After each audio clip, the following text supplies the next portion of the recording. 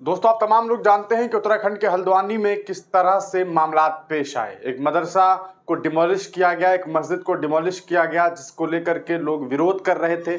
और महिलाएं जब विरोध करने लगी तो उसके ऊपर पुलिस ने जम करके लाठीचार्ज की, महिलाओं को घसीटा गया। इन तमाम तस्वीरों की वीडियोस, इन तमाम मामलात की जो वीडियोस हैं वो सोशल मीडिया पे वायरल हो चुके हैं।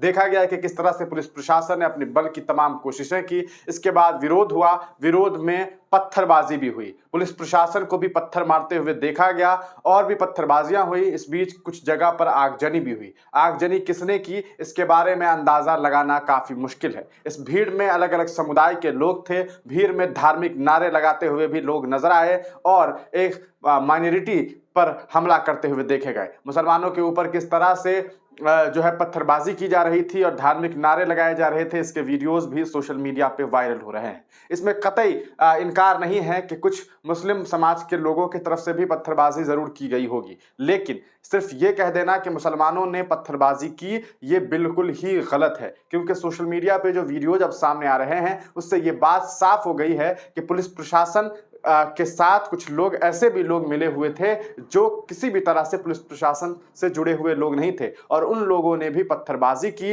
मुस्लिम मोहल्ले में लोगों के ऊपर जो है वो कहीं ना कहीं पत्थरबाजी करने का काम किया। इस दरमियान ये भी देखा गया कि किस तरह से वहां पर जो है वहां के जो उत्तराखंड के जो चीफ मिनिस्टर हैं पुष्कर धामी, उनके द्वारा शूट एट साइट का ऑर्डर दिया गया, जिसके बाद गोली चलाई गई और उस फायरिंग में एक कौम के 6 लोगों की मौत हो जाती है। 6 मुस्लिम व्यक्ति की मौत होने के बाद कहीं ना कहीं हंगामा मच गया है। उसके बाद आप तमाम लोगों को बता दें कि पुलिस प्रशासन जो है वो लगातार इस पूरे मामले पर संज्ञान लेने की बात कर रही है। वहीं ये मामला जो था मदरसे का, वो कोर्ट में मामला था। 14 तारीख को इसको लेकर के सुनवाई होनी थी, लेकिन पुलिस को न जाने किस बात का उतावलापन था, नगर निगम को, नगर निकाय को न जाने किस बात का उतावलापन था कि 8 तारीख को ही उन्हें बहुत जल्दी में एक छोटे से इलाके, गांव के मदरसे को तोड़ना जरूरी था। न जाने क्या उस लैंड पे होना था। ऐसा तो नहीं था कि कल के दिन कोई बहुत बड़ी फैक्ट्री वहां पर लगनी थी।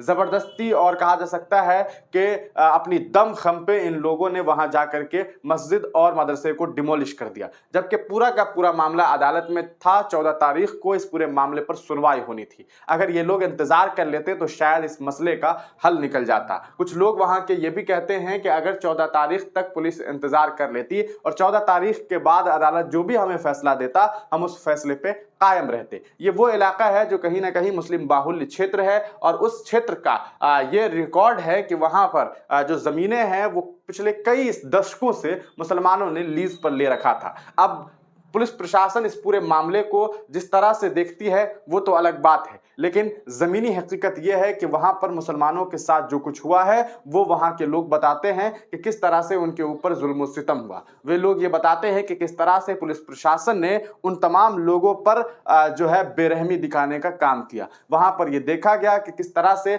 नारेबाजी करके पुलिस प्रशासन को और वहां के कुछ लोगों को उकसाया गया ताकि मुस्लिम कम्युनिटी के लोगों के ऊपर पुलिस प्रशासन और कुछ लोग जबरदस्त तरीके से हमला करें। क्योंकि वीडियो सोशल मीडिया पर काफी सारे वायरल हो रहे हैं, हम उसी के आधार पर आपको तमाम बातें बता रहे हैं। आप तमाम लोग जानते हैं कि इस पूरे मामले से 2 दिन पहले प्रवीण तोगड़िया, जो कि एक हिंदुत्ववादी नेता है, वो भी हल्द्वानी में पहुंचे थे, ऐसा दावा किया जा रहा है। एक वीडियो सोशल मीडिया पे जम करके वायरल है जिसमें यह देखा जा रहा है कि प्रवीण तोगड़िया वहां पर त्रिशूल बांटने की बात कर रहे हैं। वो ये कहते हैं कि हमने गुजरात में एक एक घर में जो है वो त्रिशूल देने का काम किया, हम यहां पर भी त्रिशूल देने का काम करेंगे। और साथ ही साथ वो मुसलमानों के ऊपर आपत्तिजनक बातें कर रहे हैं, इस्लाम कम्युनिटी के बारे में बहुत सारी बुरी बातें कर रहे हैं। और इस दरमियान अगले ही 2 दिनों के बाद इस तरह की जब तस्वीरें सामने आती है तो कहीं ना कहीं ये भी बात समझ में आती है कि कहीं ऐसा तो नहीं था कि ये सब कुछ एक प्लानिंग का हिस्सा था। अब इस पूरे मामले पर वहां की जो डीएम है नैनीताल की, उन्होंने बयान जारी करते हुए बताया है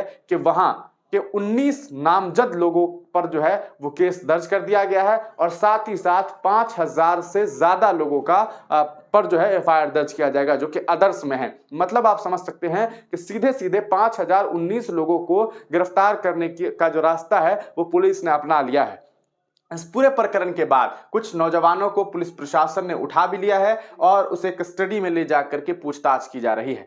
अब सोशल मीडिया पे ये भी दावा किया जा रहा है कि उत्तराखंड के जो चीफ मिनिस्टर है उन्होंने सीधे सीधे ये बात कही है कि जो लोग भी इस पूरे मामले में संलिप्त थे उनके ऊपर एनएसए लगा दिया जाए। अगर उनके ऊपर एनएसए लगाया जाता है तो आप समझ सकते हैं कि किस तरह से उनके करियर को खराब करने की कोशिशें होंगी। क्या ये एक साजिश थी या फिर पूरी तरीके से प्री प्लानिंग के साथ ये पूरा का पूरा मामला दर्ज किया गया है? आप तमाम लोग अपनी राय जो है इस पूरे प्रकरण पर कमेंट सेक्शन में लिखिएगा। आप देख सकते हैं कि अभी अभी जो हमें सूचना प्राप्त हो रही है एएनआई के हवाले से जो खबर साझा की गई है वो ये है, on the violence that erupted in the Banbhoolpura area of Haldwani, SSP Nainital. अच्छा, एसएसपी ने जानकारी दी है, पीएन मीना ने कहा है कि police have registered a case against 19 named and 5000 unidentified people and have started arresting them. Several people have been taken into custody and miscreants are being identified and searched for them. तो इतना सारा आप देख सकते हैं कि लोगों की गिरफ्तारी शुरू हो गई है।